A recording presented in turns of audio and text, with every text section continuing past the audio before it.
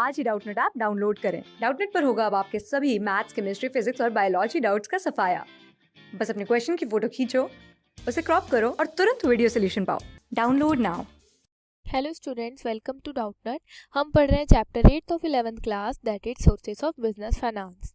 तो last time हमने ये पढ़ा था कि बिजनेस फाइनेंस होता क्या है, उसका नेचर क्या है और किसी भी बिजनेस फर्म को फाइनेंस की ज़रूरत क्यों पड़ती है, मतलब कि इम्पोर्टेंस ऑफ बिजनेस फाइनेंस। ठीक है, आज हम फोकस करते हैं उसके क्लासिफिकेशन पर कि किन किन सोर्सेज से हम बिजनेस को बिजनेस फाइनेंस को रेज कर सकते हैं।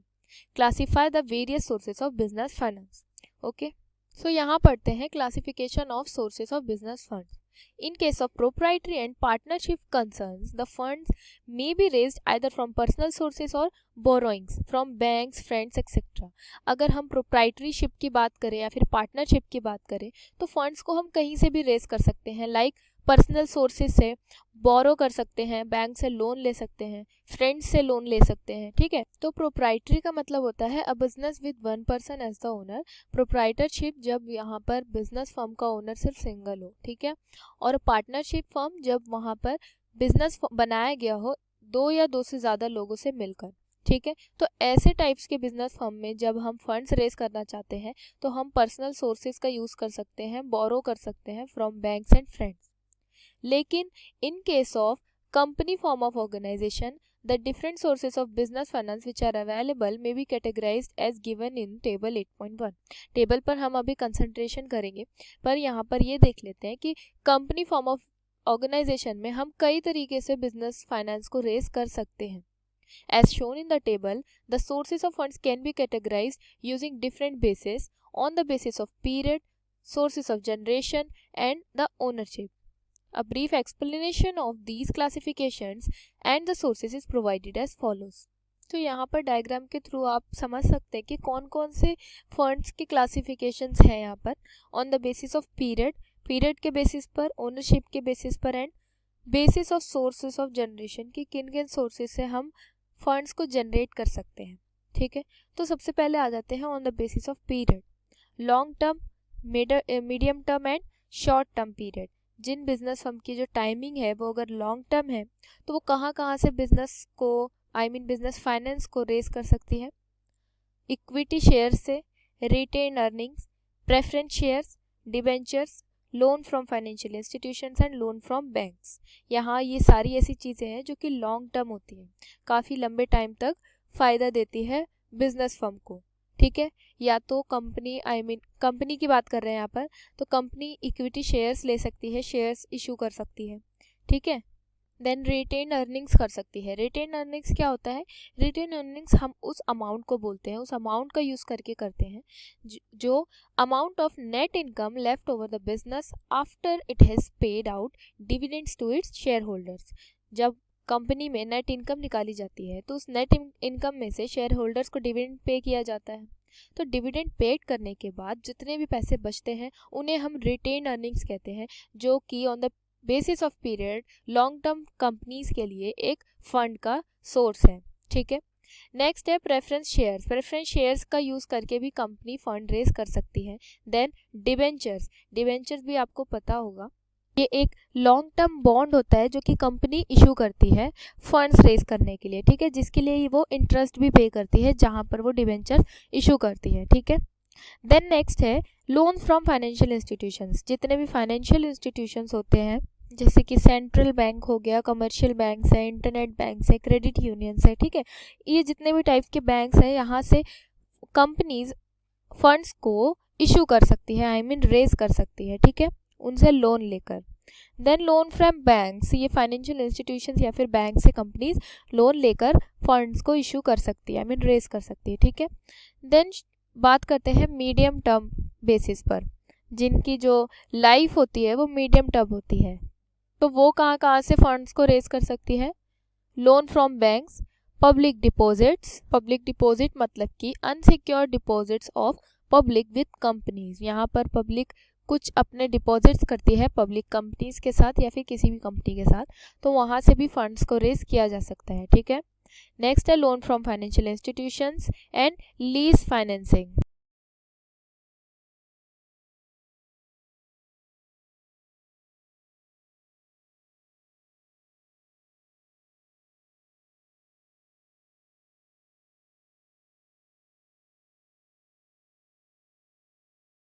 लीज फाइनेंसिंग का मतलब होता है when the owner of an asset gives another person the right to use that asset against periodical payments. मतलब कि जब एक ओनर अपने कुछ एसेट्स को उधार पर दे देता है दूसरे ओनर को यूज़ करने के लिए कुछ टाइम के लिए, और उस टाइम के लिए वो उससे पेमेंट ले लेता है, ठीक है, इसी को कहते हैं लीज फाइनेंसिंग। तो ये भी एक जरिया है मीडियम टर्म फर्म्स के लिए फाइनेंस रेज करने का, ठीक है।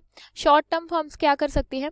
Trade credit, factoring, banks and commercial papers के थ्रू फंड्स रेज कर सकती हैं, ठीक है। फैक्टरिंग एक फाइनेंशियल ट्रांजैक्शन है जिसमें कि एक फर्म अपने कुछ इन्वॉइसेस को थर्ड पार्टी को बेच देती है, ठीक है, और कुछ डिस्काउंट पर, तो उसके पास इससे फाइनेंस रेज हो जाता है, ठीक है। नेक्स्ट हमारा क्या है? On the basis of ownership. Ownership के बेसिस पे फंड्स कैसे क्लासिफाई कर सकते हैं? Owners fund and borrowed funds. Owner's fund मतलब ओनर खुद अपने फंड्स क्रिएट कर रहा है, कैसे कर सकता है? इक्विटी शेयर से एंड रिटेन्ड अर्निंग से। रिटेन्ड अर्निंग जैसे कि मैंने बताया, वो अमाउंट जो कि नेट इनकम में से बच जाता है after paying every dividend to the share holders. हर डिविडेंड को पे करने के बाद जो भी पैसे बचते हैं, नेट इनकम में से जो भी इनकम बचती है, उसे हम रिटेन अर्निंग्स कहते हैं, जिससे कि फाइनेंस रेज किया जा सकता है कंपनी के लिए, ठीक है। और इक्विटी शेयर भी ऐसा है जो कि खुद ओनर अपने तरीके से रेज कर सकता है, ठीक है।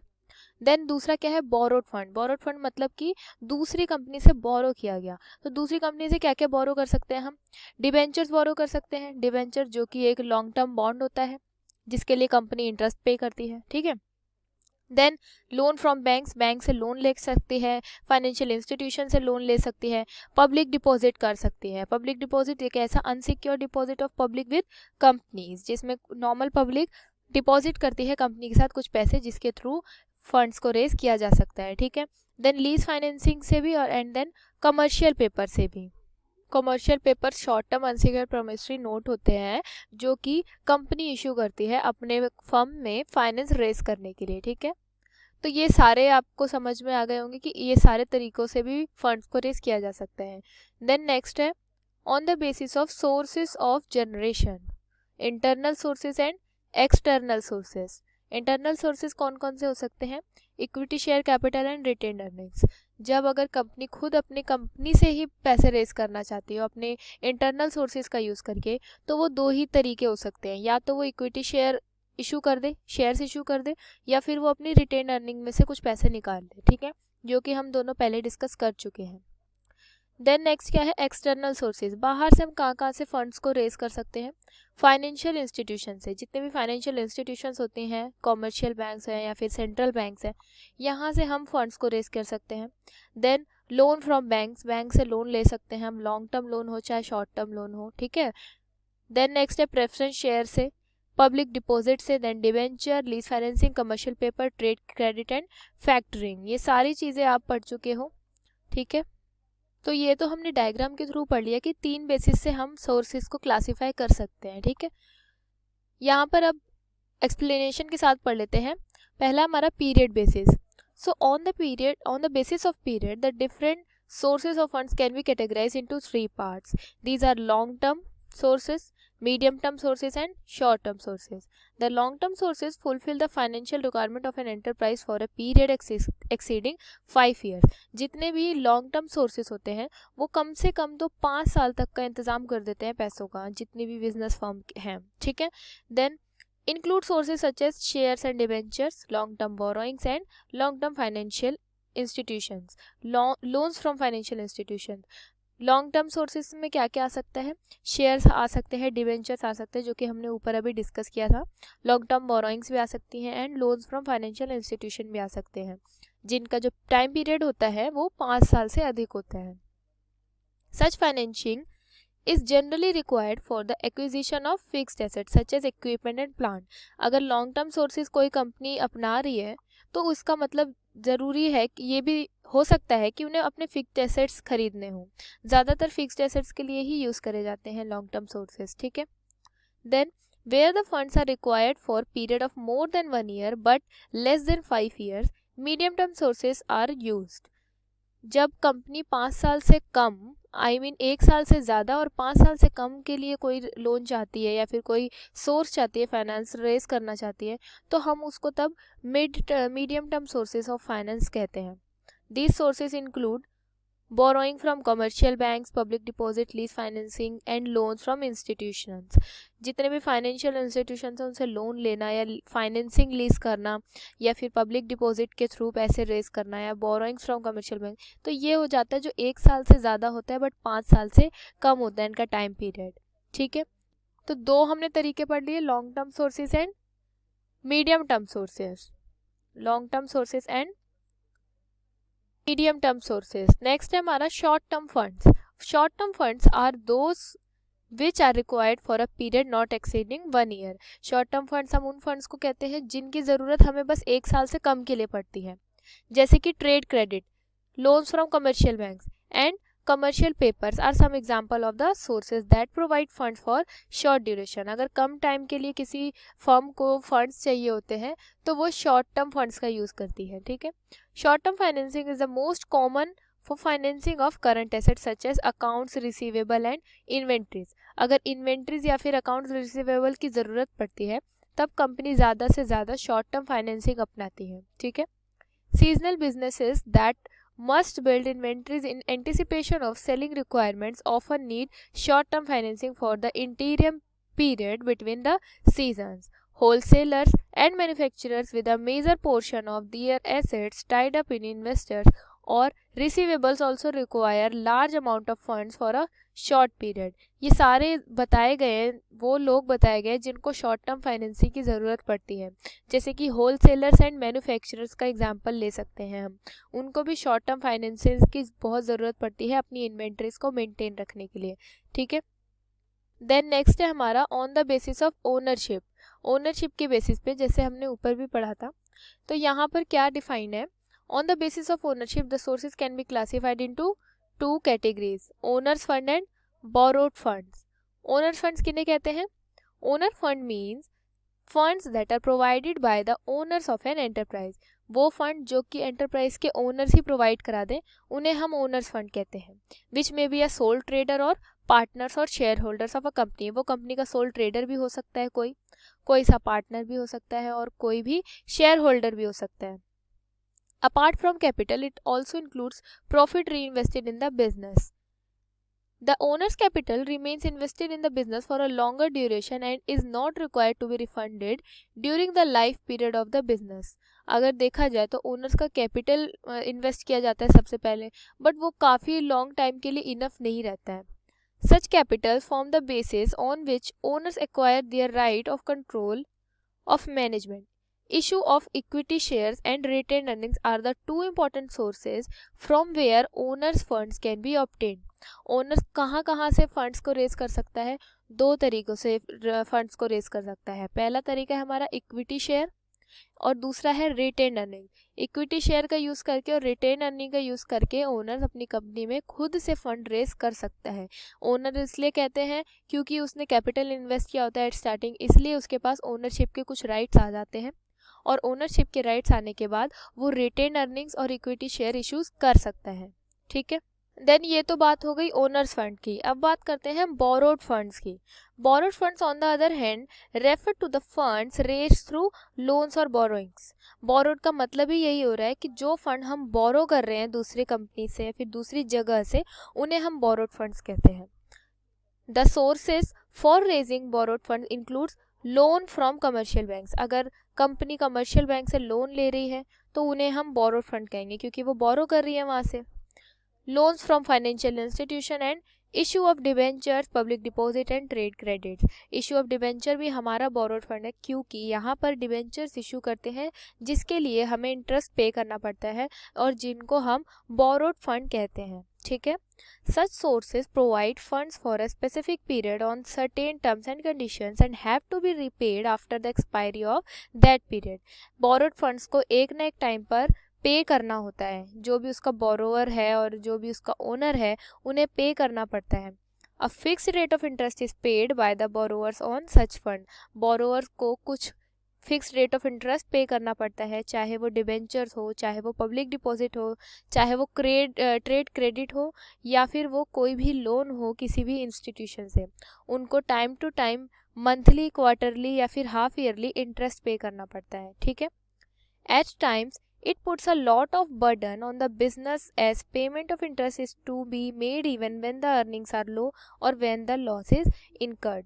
अगर देखा जाए तो बोरो करने से भी फर्म तभी हैप्पीली रह सकती है, हैप्पीली सर्वाइव कर सकती है अगर उसकी इनकम बहुत अच्छी हो फर्म की और प्रॉफिट अच्छा हो, क्योंकि फर्म जब भी बोरो करती है फंड तो उन्हें इंटरेस्ट पे करना पड़ता है। यहाँ पे fix rate of interest pay करना ही पड़ता है, भले ही कंपनी में इनकम हो रही हो चाहे कंपनी लॉस में हो, ठीक है।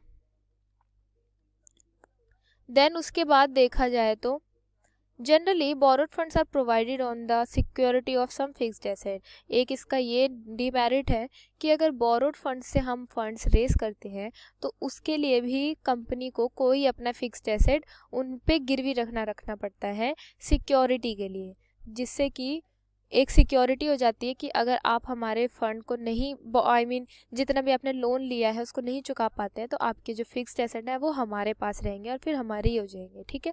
तो ये सारे बर्डन हो जाता है इन सारी चीज़ों का कंपनी के ओनर पे कि उन्होंने अगर फंड बोरो किया है तो उन्हें ये सारी चीज़ें पे करनी पड़ेगी, इंटरेस्ट भी पे करना पड़ेगा, ठीक है। देन थर्ड है हमारा सोर्स ऑफ जनरेशन बेसिस। कौन कौन से सोर्सेज से हम फाइनेंस को जनरेट कर सकते हैं।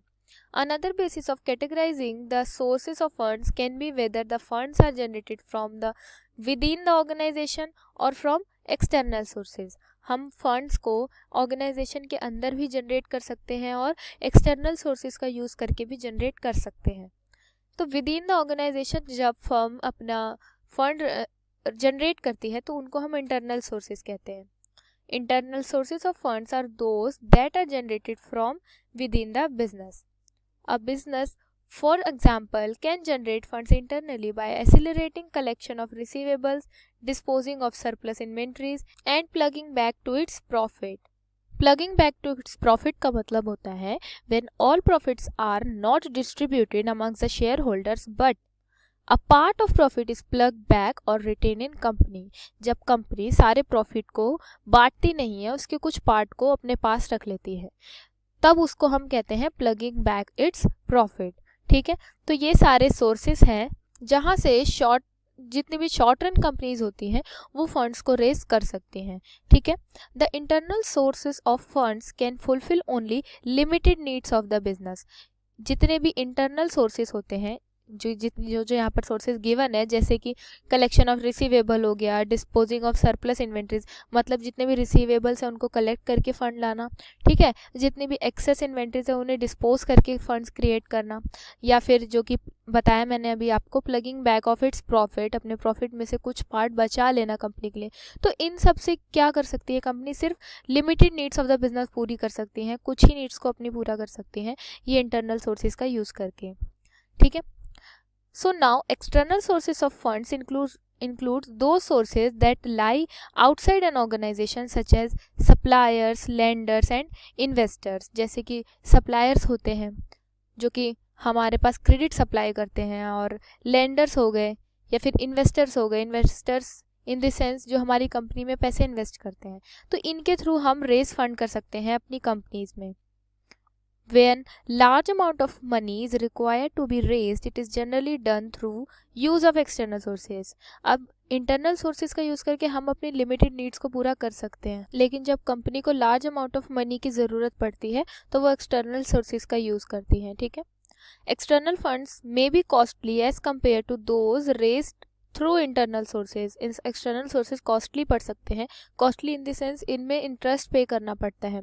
इन some cases business is required to mortgage its assets as security while obtaining funds from external sources। कुछ केसेस में कंपनी को अपने कुछ एसेट्स मॉर्गेज करने पड़ते हैं, मतलब कि गिरवी रखने पड़ते हैं उन सारे लेंडर्स के पास, या फिर वो जो भी लोन देते हैं, लोन प्रोवाइड करते हैं, उनके पास लोन लेने के लिए, ठीक है।